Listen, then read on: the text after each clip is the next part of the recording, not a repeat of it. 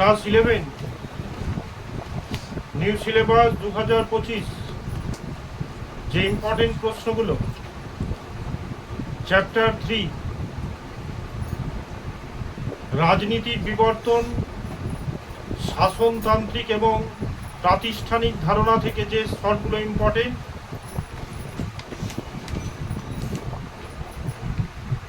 হ্যাঁ বলো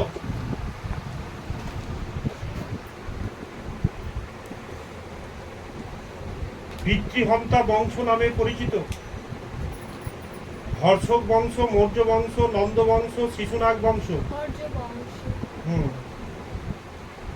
মগধে হর্ষক বংশ প্রতিষ্ঠা করেন বলেছে উদয়ন, বিম্বিসার, অজাতশত্রু, বিন্দুসার।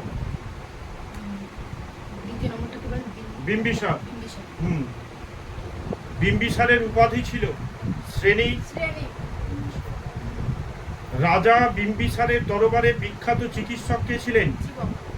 জীবক। এটা ইম্পর্টেন্ট প্রশ্ন।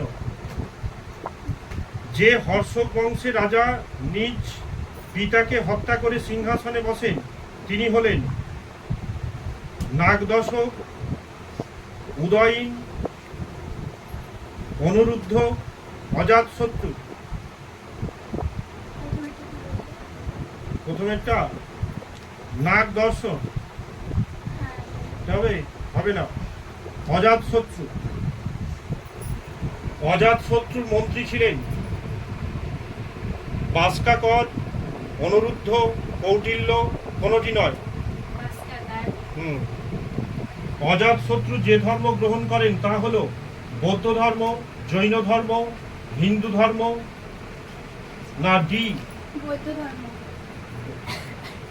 না, এ এবং বি এর ধর্মটা, মানে বৌদ্ধ ধর্ম আর জৈন ধর্ম দুটোই বলতে হবে।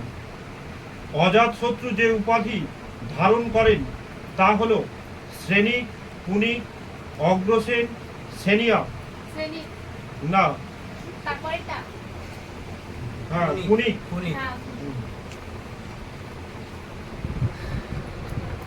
রাজগৃহের পাটুলিপুত্র গ্রামে জলদুর্গ নির্মাণ করেন বিম্বিসার, অজাতশত্রু, বিন্দুসার, ধননন্দ।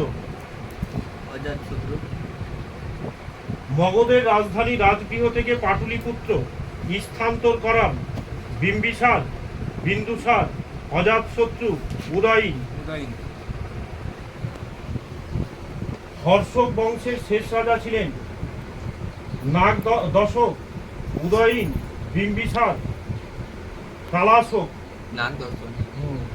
শিশুনাগ রাজবংশের প্রতিষ্ঠা করেন কালশোক, শিশুনাগ, অজাতশত্রু, বিন্দুসার। না, শিশুনাগ।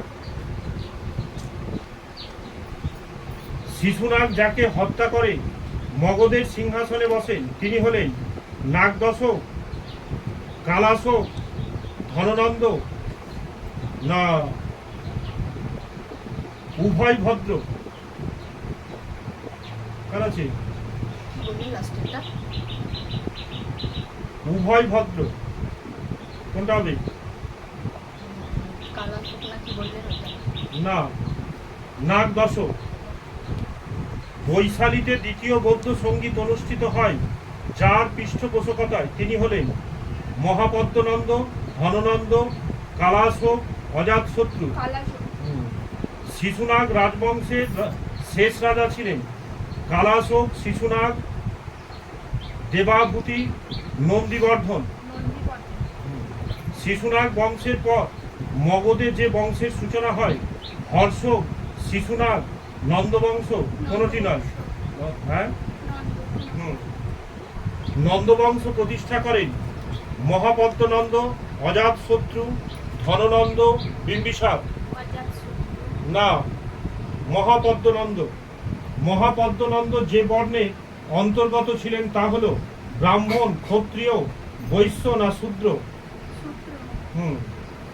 মহাপদ্মনন্দ তার 8 জন পুত্রকে একত্রে কি বলতো? সর্বনন্দ, নবনন্দ, নবগ্রহ কোনটি নয়। না, নবনন্দ। এটা ইম্পর্টেন্ট প্রশ্ন, আসার মতো। নন্দবংশের শেষ রাজা ছিলেন ধননন্দ, ভদ্রসাল, উদয়ীন, মহাপদ্মনন্দ। ধননন্দ। জোরে। ধননন্দ। হ্যাঁ। ধননন্দের সেনাপতি ছিলেন ভদ্রবাহু, দেবাভূতি, ভদ্রসাল, কোনটি নয়। দেবাভূতি। ভদ্রসাল, যার রাজত্বকালে গ্রিক বীর আলেকজান্ডার ভারতবর্ষ আক্রমণ করেছিলেন। ধননন্দ। আলেকজান্ডার ভারত আক্রমণ করেন 436, 326, 225 না 350, 326, 225। যাকে পরাজিত করে চন্দ্রগুপ্ত মৌর্য মগধের মৌর্য বংশে প্রতিষ্ঠা করেন তিনি হলেন মহাপদ্মনন্দ, ধননন্দ, পুষ্যামিত্র শুঙ্গ না কোনটি নয়। ধননন্দ। জোরে। চন্দ্রগুপ্ত মৌর্যের রাজত্বকালে যে গ্রিক দূত ভারতে আসেন তিনি হলেন হাইয়েন, আলবিরুনি, হিয়েংসাং, মেগাস্থিনিস। অমৃতাঘাত নামে পরিচিত ছিলেন বিন্দুসার। ষোড়শ মহাজন পদগুলির যুগে রাজকীয় ঐক্যের যুগ বলেছেন রমেশচন্দ্র মজুমদার, রণজিৎ গুহ, বিপান চন্দ্র না রমিলা থাপার। হ্যাঁ। প্রাচীনকালে মানুষের প্রকৃতি সম্পত্তি ইচ্ছা মতো ভোগ ও ব্যবহার করার ফল কি হয়েছিল? সাম্য এবং সমানতা বজায় ছিল। প্রাচীনকালে জনসংখ্যা বৃদ্ধি ঘটলে অন্য বাসস্থানের প্রয়োজন মানুষেরা নিজেদের দখলে রাখা জমি ও সম্পত্তি চিহ্নিতকরণের কাজ শুরু করে। এর ফলে কি সৃষ্টি হয়েছিল? ব্যক্তিগত সম্পত্তি, প্রাকৃতিক সম্পত্তি, সামাজিক সম্পত্তি, কোনটি নয়। হ্যাঁ।